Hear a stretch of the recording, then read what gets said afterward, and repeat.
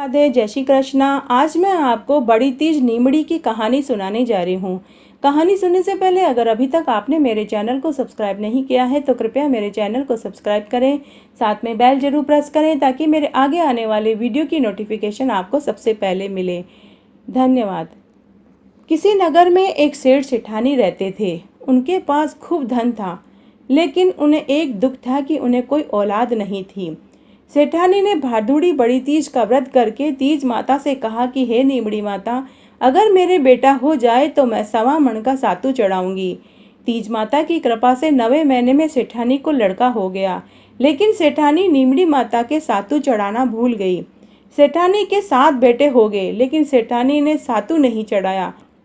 पहला बेटा विवाह योग्य हुआ। लड़के को विवाह हुआ। पहले दिन सुहागरात को सोया तो आधी रात को लड़के को सांप ने आकर डस लिया और वह मर गया। इस तरह साहूकारनी ने 6 बेटों का विवाह किया, लेकिन 6 बेटे पहले ही रात को ही मर गए। 7वें बेटे की सगाई आने लगी, लेकिन सेठ सेठानी मना करते रहे। गांव वालों के बहुत कहने और समझाने पर सेठ शादी के लिए तैयार हो गया। तब सेठानी ने कहा कि गांव वाले नहीं मानते तो उसकी सगाई बहुत दूर देश में करते। सेठ जी सगाई करने के लिए घर से चले। गांव में कोई भी उसके लड़के से शादी करने को तैयार नहीं हो रहे थे, क्योंकि सब कह रहे थे कि अरे इसके बेटे से कौन अपनी बेटी ब्याहे, क्योंकि इसके तो सभी बेटे पहली रात को ही मर जाते हैं।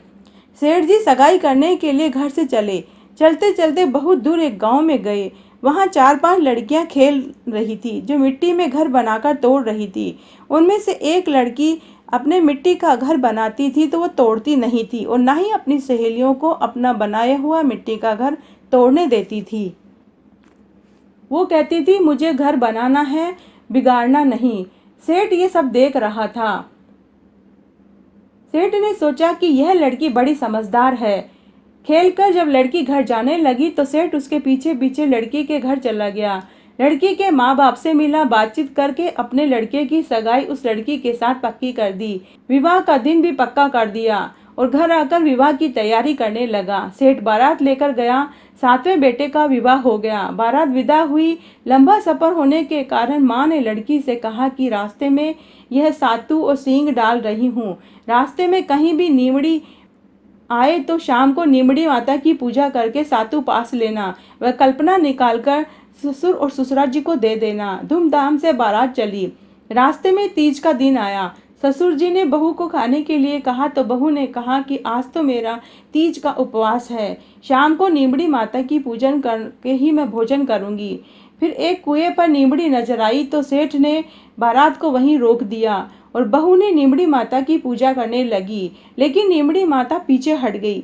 बहू ने कहा कि हे माता, मुझसे पीछे आप क्यों हट रही हो? इस पर नीमड़ी ने कहा कि तेरी सास ने बोला था पहला पुत्र होगा तो सातू चढ़ाऊंगी, पर 7 पुत्र हुए, लेकिन सातों में ही वह सातू चढ़ाना भूल गई और 6 बेटों के विवाह कर दिए, तो वो 6 बेटों को मैंने ही मरवाया है और अब तेरे पति की बारी है। बहू बोली, माता हमारी भूल माफ करो, मैं आपको सातू चढ़ाऊंगी। मेरे 6 जेठ को अब वापस कर दो और मुझे पूजा करने दो। माता नव वधू की भक्ति और श्रद्धा को देखकर प्रसन्न हो गई। बहू ने नीमड़ी माता का पूजन किया, चांद को अर्घ्य दिया, सातू पास लिया, ससुर को कल्पना दे दिया। प्रातः होते ही बारात अपने नगर लौट आई। बहू ने ससुराल के घर में प्रवेश किया और तभी 6 जेठ भी प्रकट हो गए। उनको सभी को गाजे बाजे से सामने लिया। सासू बहू के पैर पड़ने लगी तो बहू बोली, सासू जी आप ये क्या कर रहे हैं? कभी गंगा उल्टी थोड़ी बहती है। मैं आपके पांव लगूंगी, आप नीमड़ी माता के पांव लगो। आपको याद है आपने जो बोलारी करी थी वो आपने पूरी नहीं की। सासू बोली, मुझे तो याद ही नहीं, तूने बता दिया, बहुत अच्छा किया। बहू बोली, आपने नीमड़ी माता के सातू चढ़ाने का बोला था, वो आपने पूरा नहीं किया। तब सासू को बात याद आई। 12 महीने से कजरी तीज आई, 7.25 मन का सातू तीज माता के चढ़ाया। गाजे बाजे से नीमड़ी माँ की पूजा करी और बोलारी पूरी करी। 7 बेटा बहुओं ने और साहूकार साहूकारनी ने जोड़े के साथ पूजा की। तो हे सातुड़ी माता, जैसे आपने सबकी लाज रखी वैसे सबकी रखना, कहने वाले की, सुनने वाले की और हुकारा भरने वाले की।